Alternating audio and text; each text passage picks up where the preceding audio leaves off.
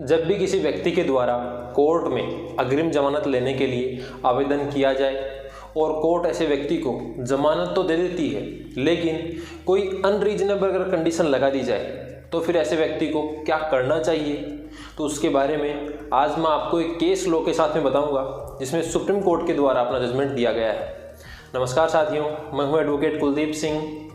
दोस्तों, सबसे पहले आप समझें कि अग्रिम जमानत इन सेक्शन 438 ऑफ CRPC होता क्या है। जब भी किसी व्यक्ति के अगेंस्ट में कोई नॉन बेलेबल ऑफेंस के अंदर अगर कोई FIR रजिस्टर हो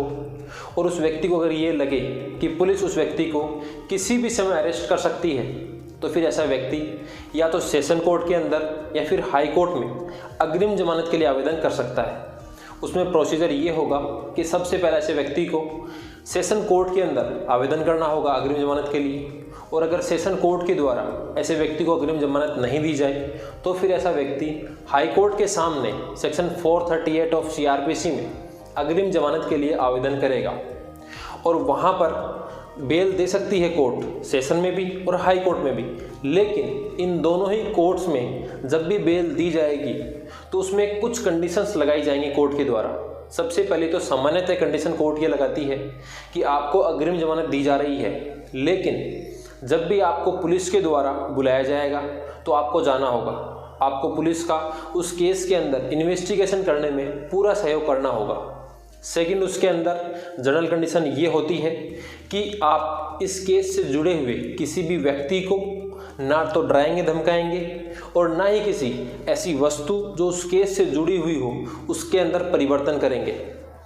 थर्ड, इसके अंदर जनरली कंडीशन ये लगा सकती है कोर्ट कि आप इस देश को छोड़ करके, मीन्स भारत को छोड़ करके किसी अदर कंट्री में कोर्ट की बिना परमिशन के नहीं जाएंगे, क्योंकि कोई भी व्यक्ति अगर जो बेल पर हो और उसे अगर ये लगे कि उसके अगेंस्ट में अब सबूत इकट्ठा होने शुरू हो गए हैं और उसे सज़ा होगी इस केस के अंदर, जब चार्जशीट पेश की जाएगी और केस चलेगा तब, तो ऐसा व्यक्ति बचने के लिए भी देश छोड़ करके भाग सकता है। और ऐसे पहले भी 2-3 केसेस में हो चुका है, आपने देखा ही होगा। तो इसीलिए कोर्ट ये कंडीशन लगाती है। इसके अलावा कोई अदर कंडीशन जो कोर्ट को उस केस के अकॉर्डिंग अगर रीजनेबल लगे तो ऐसी कंडीशन भी कोर्ट उस व्यक्ति के ऊपर इम्पोज कर सकती है। तो ऐसे ही इस केस के अंदर दिव्या भारती के द्वारा एक अग्रिम जमानत लगाई गई सेशन कोर्ट में। दिव्या भारती के अगेंस्ट में FIR नंबर 125/2020 रजिस्टर हुई और इसके अंदर सेक्शन 420, 467, 468, 471 और 120B का अपराध माना गया था। जब इसके अगेंस्ट में अग्रिम जमानत लेने के लिए दिव्या भारती के द्वारा सेशन कोर्ट में आवेदन किया गया तो सेशन कोर्ट ने उन्हें अग्रिम जमानत देने से मना कर दिया। अब सेशन कोर्ट के ऑर्डर के अगेंस्ट में उसके द्वारा हाई कोर्ट में आवेदन किया गया, पटना के हाई कोर्ट में। तो जब उसने आवेदन किया तो वहाँ पर कोर्ट ने उसे अग्रिम जमानत तो दे दी, लेकिन कोर्ट ने उसके ऊपर एक ऐसी कंडीशन इम्पोज कर दी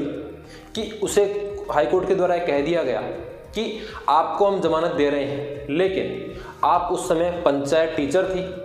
तो अब आपको 18 महीने में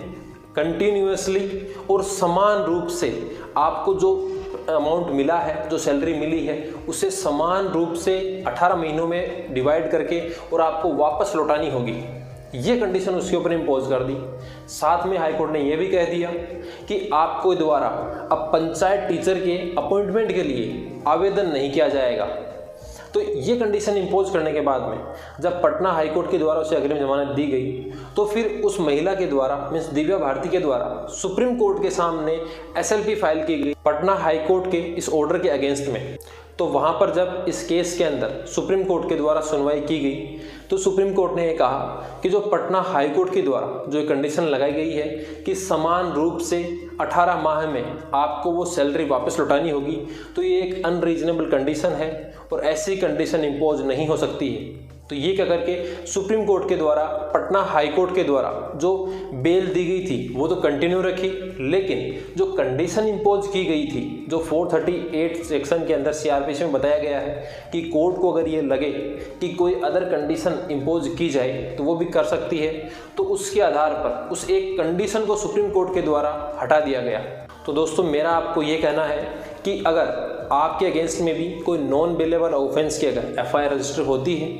और उसके बाद में अगर सेशन कोर्ट में आप जाएं तो सेशन कोर्ट के द्वारा अगर आपको ज़मानत दी जाए और वहाँ पर अगर कोई ऐसी कंडीशन इम्पोज कर दी जाए जो कि अनरीजनेबल है तो आप उसको चैलेंज कर सकते हैं। वैसे ही अगर हाई कोर्ट के सामने अगर आप अपनी अग्रिम जमानत के लिए आवेदन करते हैं और वहाँ पर अगर आपको जमानत मिलती है और उसके बाद में अगर आपके ऊपर ऐसी कोई अनरीजनेबल अगर कंडीशन लगाई जाए हाई कोर्ट के द्वारा तो उसके अगेंस्ट में आप सुप्रीम कोर्ट में जा सकते हैं। ऐसे ही कुछ समय पहले ये केस हुआ था तो उस केस के अंदर भी यही कहा कि उसके ऊपर 2 या 3 लाख रुपए के लिए हाई कोर्ट ने कह दिया था कि आपको 2 या 3 लाख रुपए जमा करवाने होंगे। तो ऐसी एक कंडीशन थी। उस केस के अंदर भी सुप्रीम कोर्ट ने कहा था कि ऐसी कंडीशन अनरीजनेबल कंडीशन है और ये इम्पोज नहीं होनी चाहिए। तो ऐसे ही इस केस में और जो मैंने आपको एक दूसरा केस बताया है, इन दोनों ही केसेस में सुप्रीम कोर्ट के द्वारा यही कहा गया कि जब भी कोई अनरीजनेबल अगर कंडीशन लगाई जाएगी तो वो फॉलो नहीं होगी और उसे आपको चैलेंज करना होगा। बिना चैलेंज किए आप उस कंडीशन को मानने से इनकार नहीं कर सकते। तो दोस्तों, इस प्रकार की वीडियोस देखने के लिए चैनल को सब्सक्राइब करें और वीडियो को लाइक एंड शेयर करना ना भूलें।